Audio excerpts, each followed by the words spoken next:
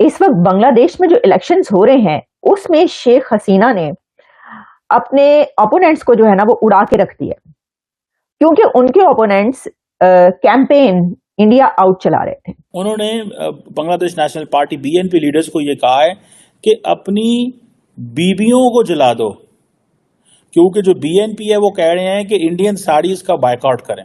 Bharat booming economy है, भारत के साथ पूरी दुनिया के ट्रेड एग्रीमेंट हो रहे हैं।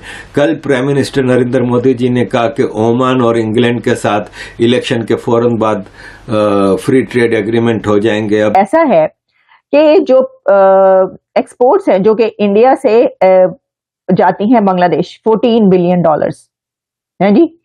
तो इंडिया जो वो है बांग्लादेश है वो सिर्फ 2 बिलियन की करता है। बांग्लादेश को भारत ने बहुत सारी पावरफुल ताकतों से बचाया है। पाकिस्तान साइड कश्मीर के सिटी मीरपुर पे केएफसी की ब्रांच को जला दिया गया है कुछ लोगों की तरफ से, और बाकायदा तौर पे वहां पे नारे लगे हैं कि जला दिया केएफसी को जला दिया। तकरीबन 250 से 300 लोग जो हैं उन्होंने अपना रुख किया एक निजी फास्ट फूड रेस्टोरेंट की तरफ, और वो एंटी इजराइल प्रो पैलेस्टाइन नारे लगाते हुए वहां तक गए। खुद के बनाए हुए लोग आज इन्हीं की मार रहे हैं, आज इन्हीं की जो है वो टांगे उठा के टपाटप इनको मार रहे हैं। इन्हीं के बनाए हुए ग्रुप्स, इन्हीं के पाले हुए दहशतगर्द जो है दोस्तों आज इन्हीं की बजा रहे हैं।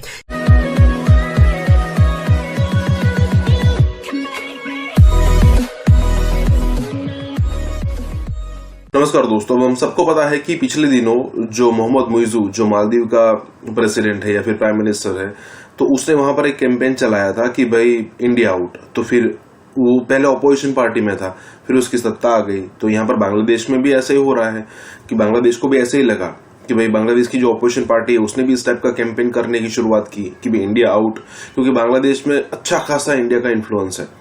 लेकिन उसके बाद हुआ क्या कि वहां की प्राइम मिनिस्टर मतलब बांग्लादेश की प्राइम मिनिस्टर खुलकर सामने आ गई और उसने कहा कि ठीक है, अगर आपको इंडिया आउट करना ही है तो फिर उस वहां से जो हम सारी चीजें इंपोर्ट कर रहे हैं उस सारी की सारी चीजों को आउट कर दिया जाए।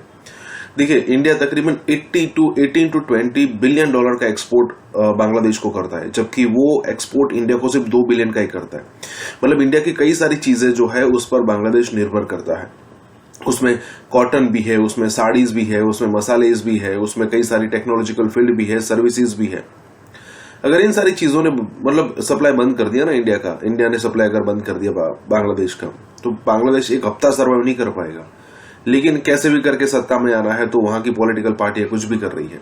इसी के साथ ही वीडियो शुरू करता है। और दोस्तों, सुपर थैंक्स के जरिए हमें मदद करना ना भूलें। दोस्तों, बांग्लादेश के अंदर जो शेख हसीना वाजिद की पार्टी है अवामी लीग, उसकी और बीएनपी जो बांग्लादेश नेशनल पार्टी है, उनके आपस में बहुत सख्त एक जंग चल रही है।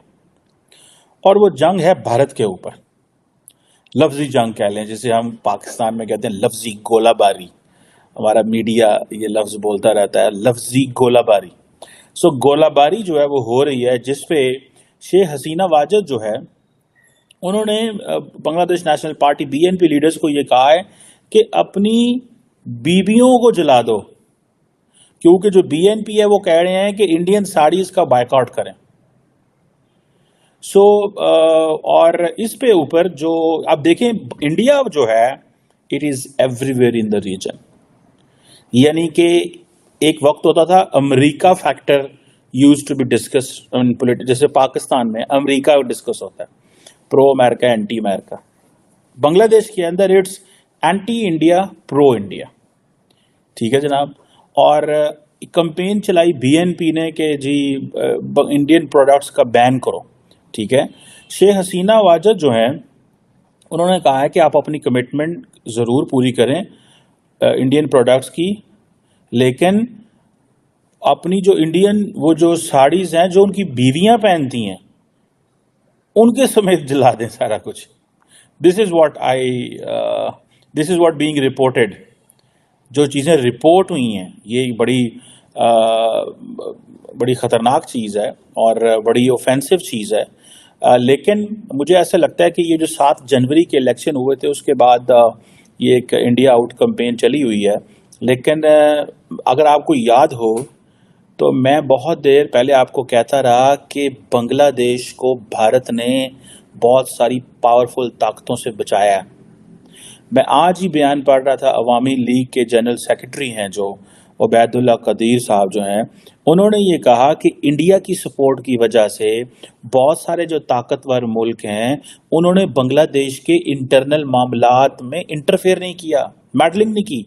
और आपको पता है, मैं G20 में जब हुआ मैंने तब भी आपको कहा था कि जो शेख हसीना वाजिद और जो बाइडेन के दरमियान नरेंद्र मोदी ने बर्फ को पिघलाया था, because Sheikh Hasina Wazed is in a good interest of India and prime minister Modi नहीं चाहते थे कि अमेरिका इतनी टफ लाइन ले कि चाइना को स्पेस मिले। That was so simple.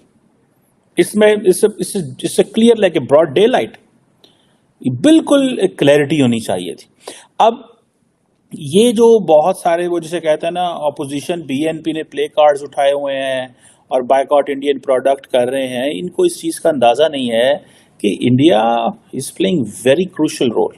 दूसरे मुल्कों के इलेक्शन में भी इंडिया हो रहा है भाई, और भारत वैसे तो पाकिस्तान में होता है जी, पाकिस्तान में तो होता ही है इलेक्शंस के दौरान जो नाम चलता है, ये कर देंगे तो वो कर देंगे, तो पाव भर की बम उठा के हम उस तरफ मारेंगे, जैसे ही इलेक्शन आते हैं सब शुरू हो जाता है। लेकिन इसी के साथ अब ये सिर्फ पाकिस्तान का फिनोमेना नहीं रहा, पाकिस्तान की तो एक और तरीके से होती है ना ये बात, लेकिन अब हम ये देख रहे हैं कि दुनिया के इलेक्शन जब हो रहे हैं तो वहां पे बात हो रही है इसकी।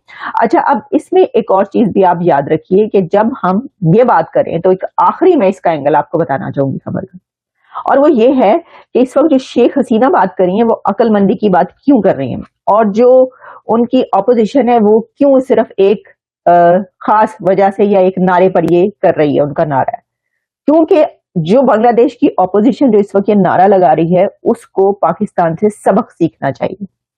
वो सबक ये सीखना चाहिए कि पाकिस्तान ने इंडिया की प्रोडक्ट्स का बायकॉट किया, यानी कि तिजारत नहीं होती ना, पाकिस्तान में ट्रेड नहीं हो रही, इंडिया से ट्रेड बंद कर रखी है, तो हाल देखिए इकोनॉमी का पाकिस्तान की, इंडिया से ट्रेड नहीं करते, पाकिस्तान की इकोनॉमी का हाल देखिए।